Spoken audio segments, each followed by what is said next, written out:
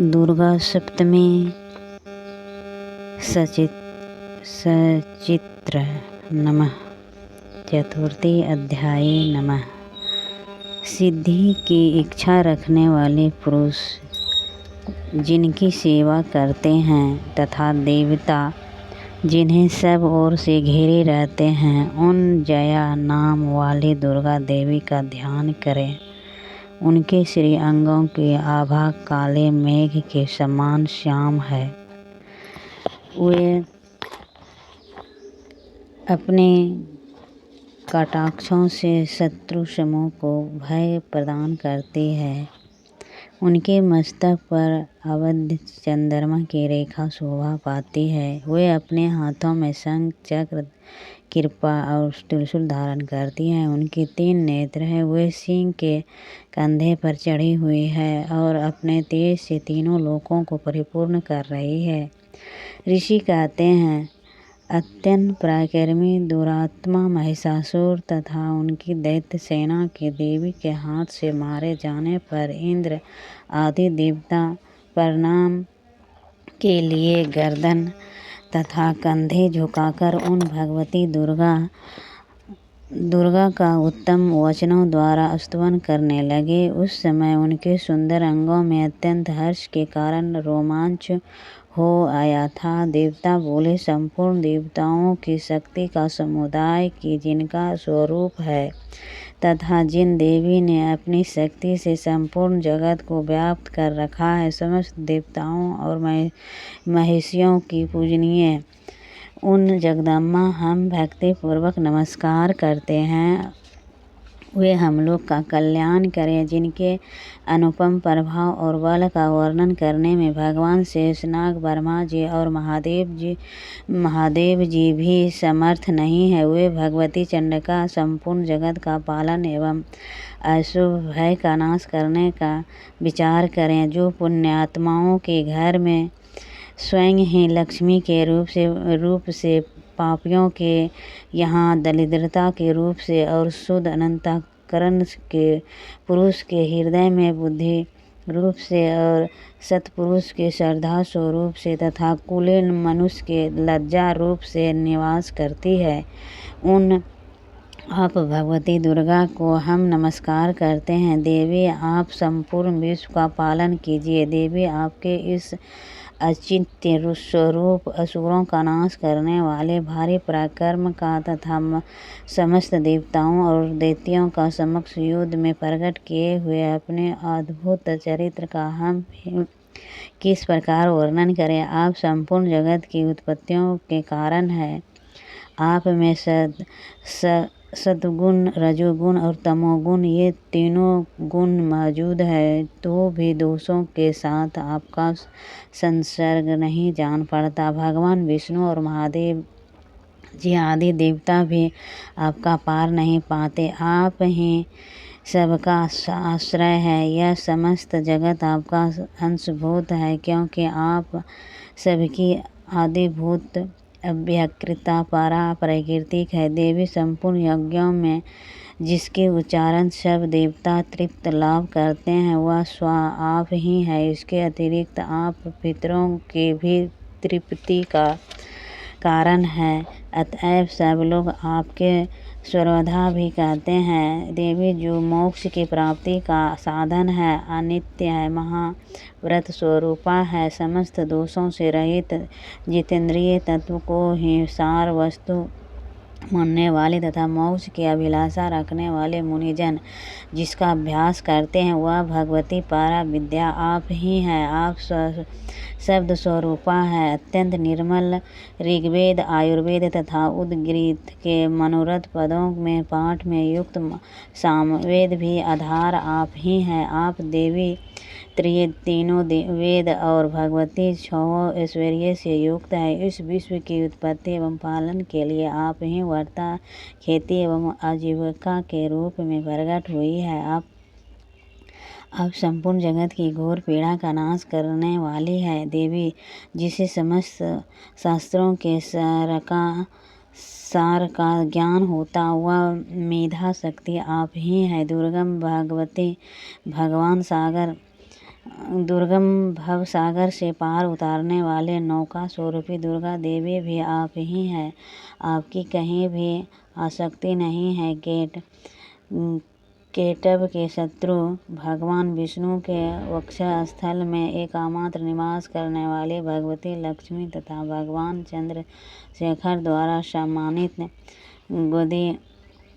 गौरी देवी भी आप ही हैं। आपका मुख मंद मुस्कान से सुशोभित निर्मल पूर्ण चंद्रमा के बिंबका का अनुकरण करने वाला और उत्तम सुवर्ण की मनोहर कांति से कामनीय है। तो भी उसे देखकर महिषासुर को क्रोध हुआ और सहसा उससे उस पर प्रहार कर दिया। यह बड़े आश्चर्य की बात है। देवी वही मुख सब क्रोध से युक्त होने पर उदय काल के चंद्रमा की भांति लाल और इतनी तनी हुई भय के कारण विकराल हो उठा।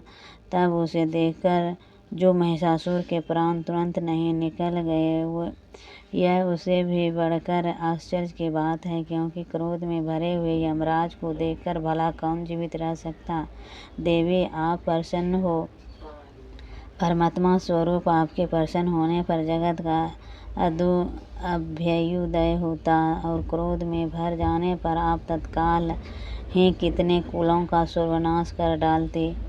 यह बात अभी अनुभवों के आई है, क्योंकि महिषासुर की यह विशाल सेना क्षण भर में अपने कोप से नष्ट हो गई है। सदा अभ्युदय प्रदान करने वाली आप जिन पर प्रसन्न होती है, वे ही देश में सम्मानित होते हैं।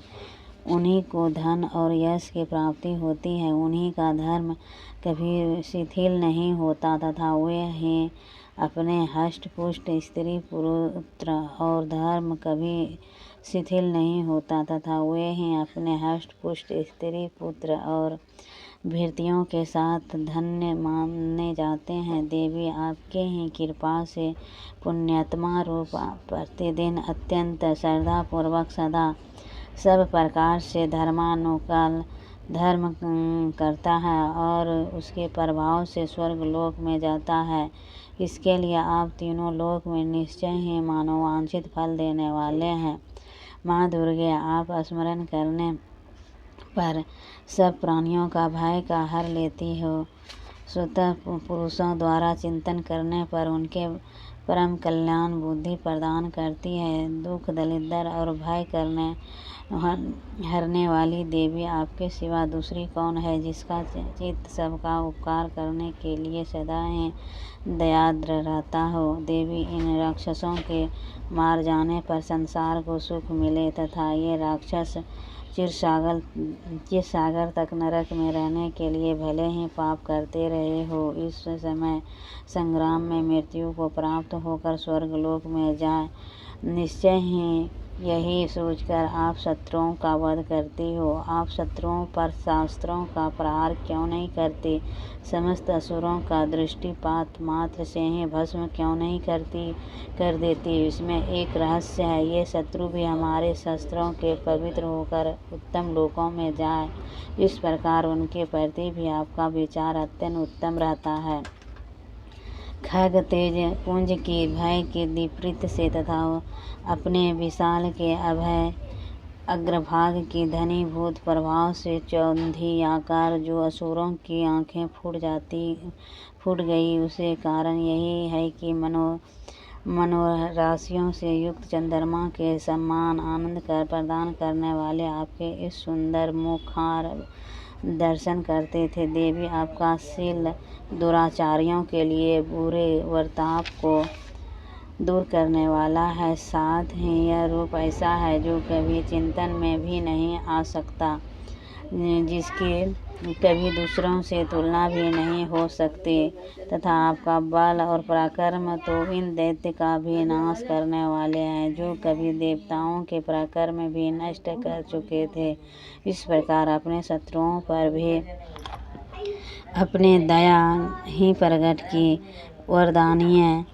वरदानीय देवी, आपके इस पराक्रमी किसके साथ तुलना हो सकती है तथा शत्रुओं का भय देने वाले एवं अत्यंत मनोहर, ऐसे रूप भी आपके सिवा और कहाँ। हृदय में कृपा और युद्ध में निष्ठुरता, ये दोनों बातें तीनों लोकों के भीतर केवल आप में ही देखी गई है। माता, अपने शत्रुओं का नाश करके इस समस्त त्रिलोकी की रक्षा की है।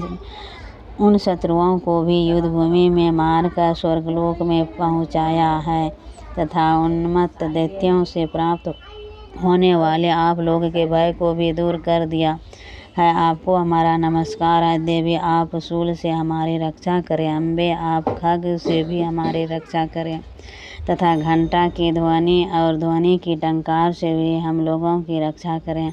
चंड के पूर्व पश्चिम और दक्षिण दिशा में आप हमारी रक्षा करें तथा ऐश्वर्य अपने त्रिशूल को घुमाकर आप उत्तर दिशा में भी हमारी रक्षा करें। तीनों लोकों में आपके जो परम सुंदर एवं अत्यंत भयंकर रूप विचरते रहते हैं, उनके द्वारा भी आप हमारे तथा इस भूल लोक की रक्षा करें।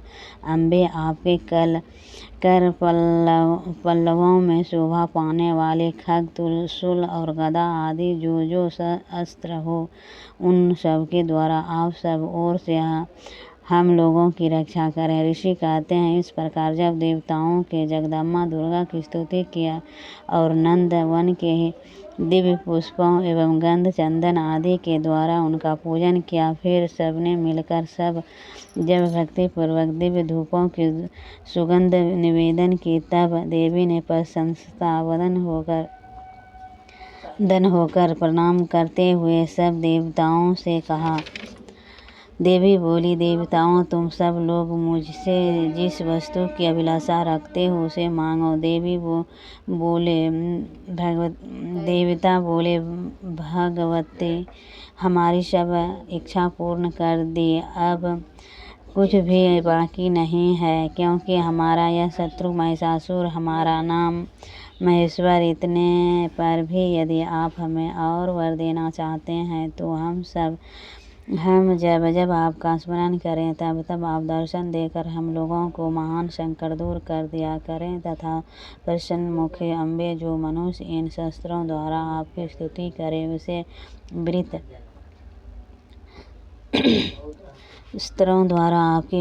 करे उसे वृत्त समृद्धि और वैभव देने का साथ ही उसकी धन और स्त्री आदि संपत्ति को बढ़ाने के लिए आप सदा हम पर प्रसन्न रहे। ऋषि कहते हैं, राजन, देवताओं ने जब अपने तथा जगत के कल्याण के लिए भद्रकालीन देवी को इस प्रकार प्रसन्न किया, तब से तथास्तु कहकर वहीं अंतर्धान हो गई और भोपाल इस प्रकार पूर्व काल में तीनों लोकों का हित चाहने वाली देवी जिस पर देवताओं के शरीर से प्रकट हुई थी, वह सब कथा मैंने कह सुनाया। अब पुनः देवताओं का उपकार करने वाली वे देवी दुष्ट दैत्यों तथा शुभ निशुभ वध करने एवं सब लोकों की रक्षा करने के लिए गौरी देवी का शरीर से जिस प्रकार प्रकट हुई थी, वह सब प्रसंग मेरे मुख से सुनो। मैं उसका तुमसे यथावश वर्णन करता हूँ। इस प्रकार श्री मांडव्य पुराण में सर्वनिक मनत्वतर की कथाओं का अंतर्गत देवी महात्म्य का सक्रांति स्तुति नामक चौथा अध्याय पूरा हुआ। श्री दुर्गा सप्तमी सचित्रम नमः।